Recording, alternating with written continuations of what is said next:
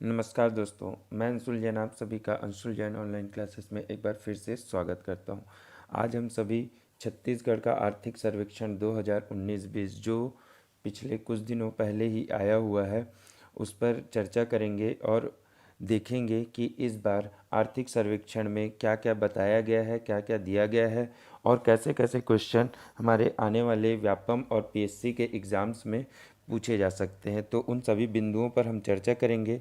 साथ ही मैं आप लोगों को ये बताना चाहता हूँ कि मैं इस बार कुछ नए तरीके से आर्थिक सर्वेक्षण को आप लोगों को बताऊंगा। साथ ही साथ हम लोग अध्यायवार, जैसे आर्थिक सर्वेक्षण की बुक में दिया गया है, उसी अध्यायवार हम आर्थिक सर्वेक्षण का पूरा अध्ययन करेंगे। इसको मिला जुला कर नहीं पढ़ेंगे, एक एक अध्याय का अलग अलग सेपरेट वीडियो बनाएंगे और उसको वैसे ही पढ़ेंगे ताकि एग्ज़ाम में कोई भी क्वेश्चन आए हमें किसी भी प्रकार की दिक्कत ना हो। तो चलिए हम आज का अपना सब्जेक्ट आर्थिक सर्वेक्षण का पहला अध्याय चालू करते हैं और देखते हैं कि इसमें क्या है और क्या नहीं है।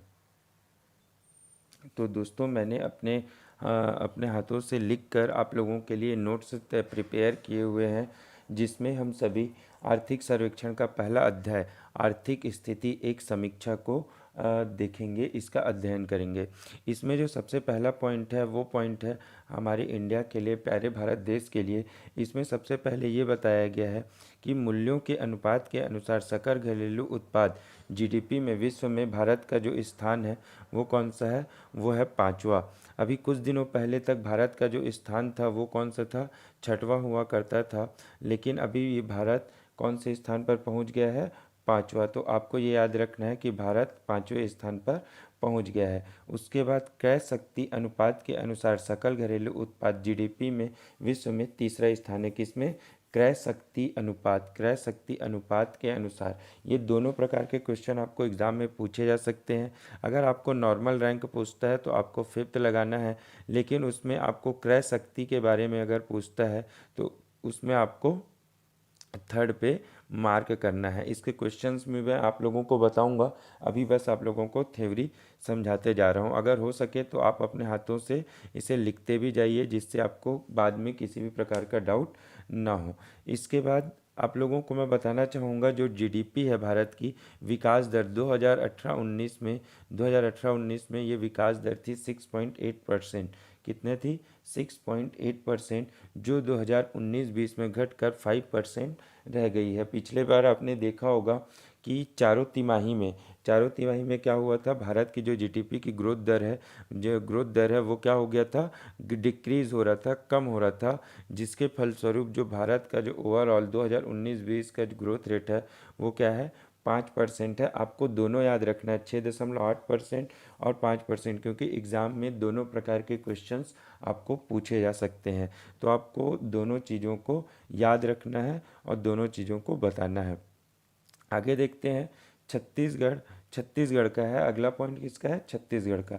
छत्तीसगढ़ में क्या बोला है? जनगणना 2011 के अनुसार 2.5 करोड़ जनसंख्या एवं देश का 16वां बड़ा राज्य है। जनगणना 2011, जब 2011 में जनगणना हुई थी तो जो छत्तीसगढ़ की जनसंख्या वो कितने थी? 2.55 करोड़ थी, अर्थात 2,55,00,000 थी। और जनसंख्या और देश का क्या, जनसंख्या के मामले में देश का कौन सा स्थान था? इसका 16वां बड़ा राज्य था। अगला पॉइंट देखते हैं, यह भारत की कुल जनसंख्या का 2.11% है, अर्थात जो 2.55 करोड़ है वो भारत की जनसंख्या का कितना है? 2.11 करोड़ है। तो आपको ये भी याद रखना है, क्योंकि एग्ज़ाम में ये पहले पूछा जा चुका है और आगे भी पूछे जाने की संभावना है। तो कितना है? 2.11%। अगला है सकल लिंगानुपात। सकल लिंगानुपात छत्तीसगढ़ का कितना है? 991 है, जिसमें ग्रामीण क्षेत्र में अगर लिंगानुपात पूछेगा तो 1001 है, जबकि शहरी क्षेत्र में लिंगानुपात क्या है?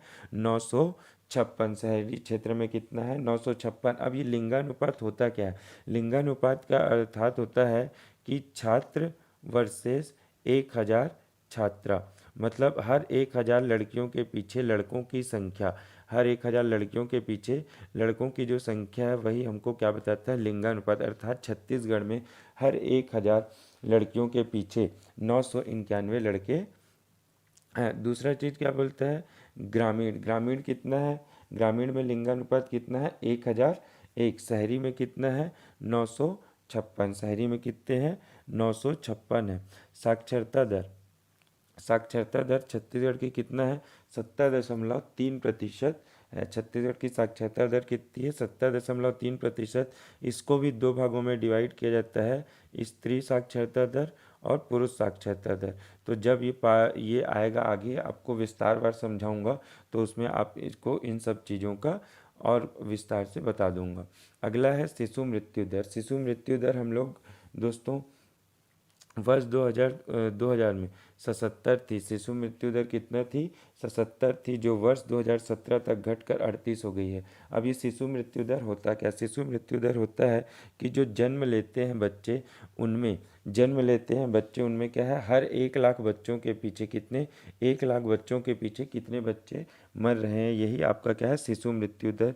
तो 2000 में 1 लाख बच्चे अगर पैदा होते थे तो उसमें 77 क्या होते थे, मर जाते थे। लेकिन अब कितने हो गए हैं, ये घटकर 38 हो गए हैं। अगला क्या है, मातृ मृत्यु दर। मातृ मृत्यु दर क्या है, ये भी वही है। 2001-3 में भारत की मातृ मृत्यु दर, अब इसमें दोनों प्रकार के, राज्य की और भारत की मातृ मृत्यु दर कितनी थी, 301 प्रति लाख थी। 301 महिलाएं प्रसव के समय मर जाती थी। और छत्तीसगढ़ में ये संख्या थी 379, 379 प्रति लाख, मतलब 1 लाख में से 379 महिलाएं मर जाती थी। लेकिन 2017 में ये घटकर कितनी हो गई है, 122 प्रति लाख हो गई है। मतलब ये भारत में कितनी, 301 से घटकर 122 प्रति लाख हो गई है। और छत्तीसगढ़ में 379 से घटकर 141 प्रति लाख हो गई है। अर्थात इसमें बहुत ज़्यादा गिरावट देखी गई है। आप लोगों को लग रहा होगा कि 300 से 100 में ही तो आया है, 150 में ही तो आया है। ऐसा नहीं है, इसको एक एक कम करना भी क्या होता है, बहुत बड़ा होता है। और इसीलिए ये जितने कम हुए हैं, ये बहुत ज़्यादा हमने प्रोग्रेस हासिल की है, बहुत अचीवमेंट है ये हमारे देश के लिए और साथ ही साथ हमारे राज्य के लिए। तो चलिए हम अपना आगे देखते हैं। अगला है सकल राज्य घरेलू उत्पाद। आपने अभी जीडीपी पढ़ा था, सकल घरेलू उत्पाद। जीडीपी जो होता है वो क्या होता है, पूरे भारत देश का होता है। इसके बाद आता है सकल राज्य घरेलू उत्पाद, जिसे हम जीएसडीपी क्या कहते हैं, जीएसडीपी कहते हैं। ये क्या होता है, राज्य का जीडीपी होता है। राज्य के जीडीपी को क्या कहा जाता है, जीएसडीपी। अब इसमें बोला गया है, सबसे पहली चीज़ आपको इसको विस्तारवार मैं आगे बताऊंगा, इसमें सिर्फ एक औसत आपको बता दे रहा हूँ। 2012-13 से 2019-20 तक की औसत वृद्धि दर 5.58% दर्ज की गई है। आपको ये बताना चाहूँगा कि एग्ज़ाम में ऐसे क्वेश्चन ज़रूर आते हैं कि औसत वृद्धि दर बताइए, 2012-13 से 2019-20 तक का औसत वृद्धि दर बताइए। तो आपको डायरेक्ट याद रखना कितना है, 5.58% है।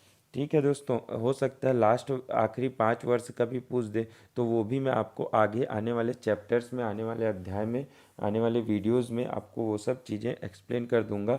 अभी बस ये याद रखिए कि 2012-13 से 2019-20 तक जो औसत वृद्धि दर है वो कितनी है, 5.58% दर्ज की गई है। उसके बाद 2019-20 में सेवा क्षेत्र में विशेष वृद्धि देखी गई। सेवा क्षेत्र में क्या की गई है, विशेष वृद्धि देखी गई है। सेवा क्षेत्र में जो वृद्धि प्रतिशत है वो क्या है, 37% है। सेवा क्षेत्र में कितनी वृद्धि देखी गई है, 37%। आपको याद रखना है, ये इंपॉर्टेंट चीज़ें बहुत ज़्यादा, इसलिए मैं आपको ये अभी भी बता दे रहा हूँ और आगे भी बताऊँगा, क्योंकि इन तीनों में से कोई एक ना एक क्वेश्चन व्यापम हमेशा से पूछते आया है और उम्मीद है कि आगे भी आने वाले एग्ज़ाम्स में वो इसके बारे में ज़रूर पूछेगा। तो वर्ष 2019-20 में उद्योग क्षेत्र की भागीदारी कितनी थी, 46.19% थी। हमेशा उद्योग क्षेत्र की जो भागीदारी है वो क्या होती है, सबसे ज़्यादा होती है, और सबसे कम कृषि के क्षेत्र की भागीदारी होती है। तो उद्योग क्षेत्र की भागीदारी कितनी है, 46.19% है। कृषि क्षेत्र की है 16.81%, अर्थात 16.81%, और 37% है सेवा क्षेत्र में, जो इस बार बढ़ गई है। अगला देखते हैं, राज्य की बैंकिंग व्यवस्था। राज्य की बैंकिंग व्यवस्था, अब आपको बताना चाहूँगा कि राज्य में जो बैंकों की संख्या है वो कितनी है, 47। वो आपको ये बताना चाह रहा हूँ कि आप बोलेंगे सर बैंक तो बहुत ज़्यादा है, बैंक ज़्यादा नहीं है, उनकी ब्रांचेस ज़्यादा हैं, ठीक है, उनकी शाखाएं ज़्यादा हैं। तो ये आपको बताना चाहूँगा टोटल कितने बैंक हैं छत्तीसगढ़ में। 47 बैंक अभी कार्यरत हैं, जिसमें उनकी 2811 शाखाएं हैं। पूरे छत्तीसगढ़ में बैंकों की कितनी शाखाएं हैं? 2811 शाखाएं हैं। एटीएम की संख्या 3221 है। 3221 कितनी है? एटीएम की संख्या है। अब आप लोगों को ये बताना चाहूँगा दोस्तों कि आप बोलेंगे कि सर आप ये सब क्यों बता रहे हो, बैंकों की संख्या, शाखाओं की संख्या, एटीएमों की संख्या, इसका क्या लेना देना एग्ज़ाम से? तो एग्ज़ाम में ये सब क्वेश्चन पहले पूछे जा चुके हैं। यहाँ तक कि ये भी पूछे जा चुके हैं कि छत्तीसगढ़ में टोटल टीवी की संख्या कितनी, छत्तीसगढ़ में टोटल टीवी की संख्या कितनी है, ऐसे क्वेश्चंस भी आगे पूछे जा पीछे मतलब आने पिछले एग्ज़ाम्स में पूछे जा चुके हैं। इसीलिए आपको ये सब चीज़ें बता रहा हूँ, तो आप ये सब चीज़ें ज़रूर गौर कीजिएगा, ठीक है।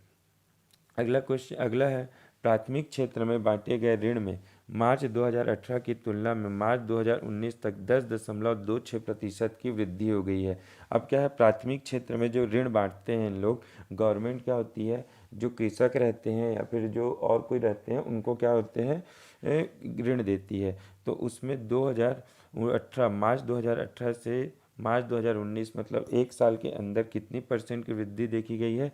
10.26% वृद्धि देखी गई। अर्थात इस बार इस एक साल में गवर्नमेंट ने 10.26% ऋण ज़्यादा दिया है। अब इसके बाद प्रधानमंत्री जन धन योजना, ये व्यापम का और पीएससी का मोस्ट फेवरेट क्वेश्चन है, प्रधानमंत्री जन धन योजना। और इसमें एक करीब करीब 6 से 7 बार आया है कि ये कब लागू किया गया है। तो आपको याद रखना है, ये 28 अगस्त 2014 को लागू किया गया है। कब लागू किया गया प्रधानमंत्री जन धन योजना? 28 अगस्त 2014 को लागू किया गया है। अगला इसके आगे है 29/5/2019, अर्थात जो अभी मई में 2019 के मई में 29 तारीख तक इसकी स्थिति में कुल कितने खाता धारक हैं जन धन योजना के तहत? जो खाता धारकों की संख्या है वो कितनी है? 1,40,93,072। कितना है? 1,40,93,072, या फिर आप इसको 1.40 करोड़ भी याद कर सकते हैं, आपको आसानी होगी। कितनी है खाता धारकों की संख्या? 1.40 करोड़ है। ये क्वेश्चन भी पहले पूछा जा चुका है, लेकिन ये पहले और किसी उस टाइम पे कम खाता थे, आज ये बढ़ के 1.40 करोड़ हो चुके हैं। तो ऐसे क्वेश्चंस को आपको ध्यान में रखना है। इन्हीं सब क्वेश्चन से आपके नंबर बढ़ते हैं, क्योंकि बहुत सारे लोग ऐसे क्वेश्चन को सॉल्व नहीं कर पाते हैं। अगर आपने आर्थिक सर्वेक्षण अच्छे से पढ़ा है, अच्छे से देखा है, तो आप ये सब क्वेश्चंस को बहुत ही आसानी से सॉल्व कर सकते हैं। अगला चीज़ देखते हैं, नरवा कार्यक्रम के अंतर्गत वर्तमान में 680 नाला बंधान, कितने? 680 नाला बंधान का कार्य पूर्ण हो चुका है और 2852 का कार्य प्रगति पर है, ठीक है। और 19,000 का अभी कार्य प्रारंभ होना है। तो आपको ये आंकड़े याद रखने हैं। पिछले बार दूसरे चीज़ों में डैम वैम के आंकड़े पूछे गए थे, जबकि ये सब के आंकड़े पूछे गए थे। इस बार नरवा गरवा घुरवा बाड़ी, ये जो इनका योजना है, ये बहुत ज़्यादा क्या है, फेमस हो चुका है, बहुत ज़्यादा लाइमलाइट में है। इसीलिए इससे रिलेटेड क्वेश्चंस आपको आने वाले एग्ज़ाम्स में पूछे जा सकते हैं। पिछले बार जो मेंस का एग्ज़ाम हुआ है 2019 में, उसमें 2 से 3 पेपर में नरवा गरवा गुरवाबाड़ी के बारे में पूछा गया था मेंस एग्ज़ाम में। तो हो सकता है कि इस बार इसके तहत जो व्यापम है वो आंकड़े पूछ दे आने वाले एग्ज़ाम्स में। इसलिए आपको इसके पूरे आंकड़ों को ध्यान में रखना है, पूरे आंकड़ों को याद करना है। तो आपको मैं बताना चाहूँगा फिर से, वर्तमान में नरवा कार्यक्रम के तहत कितने नाले हैं? 680 नाले का बंधान का कार्य क्या हो चुका है? पूरा हो चुका है, अर्थात 680 नाले बनाए जा चुके हैं। 2852 नालों का कार्य क्या है? प्रगति पर है। 2852 नालों का कार्य प्रगति पर है, जबकि 19,000 का कार्य अभी प्रारंभ नहीं हुआ है, इसका कार्य प्रारंभ होना है। अगला हम लोग देखते हैं गरुआ योजना। गरुआ योजना के अंतर्गत माह नवंबर 2019 में कुल 3,509 गौठान स्वीकृत किए गए हैं। कि टोटल कितने गौठान स्वीकृत किए गए हैं गरुआ योजना के तहत? नवंबर 2019 तक 3,509 गौठान। कितने? 3,509 गौठान यहाँ स्वीकृत किए गए हैं, जिनमें से 1661 गौठान संचालित हैं। कितने गौठान संचालित है? 1661 संचालित है और 309 का निर्माण कार्य चल रहा है। बाकी का अभी कोई अता पता नहीं है। अर्थात सिर्फ 1661 संचालित है और 309 का निर्माण कार्य भी चल रहा है। तो 309 को याद रखने की ज़रूरत नहीं है। आपको मेन जो याद रखना है वो है 3509 गौठान का स्वीकृति दिया गया है और 1661 का है संचालित है। और भी बहुत सारी चीज़ें हैं इस अध्याय में, लेकिन मैं वो आपको नहीं बताऊंगा अभी, क्योंकि उन सब चीज़ों को मैं आने वाले चैप्टर्स में पूरा डिटेल से आपके सामने रखूंगा, डिटेल से उन सब चीज़ों को बताऊंगा। ठीक है दोस्तों, तो उसमें घबराने वाली कोई भी बात नहीं है। आपको हर चीज़ों को मैं डिटेल में समझा दूंगा। तो चलिए आज के लिए इतना ही। आगे हम लोग जनसंख्या के बारे में देखेंगे, जनगणना के बारे में देखेंगे अगले वीडियो में। आप और जैसा भी हो, अगर आपको वीडियो अच्छा लगता है तो ज़रूर कमेंट और लाइक कीजिएगा, जिससे हमें प्रोत्साहन मिलेगा और आने वाले वीडियोस में हम और अच्छे तरीके से आपको समझाने की कोशिश करेंगे। Thank you guys.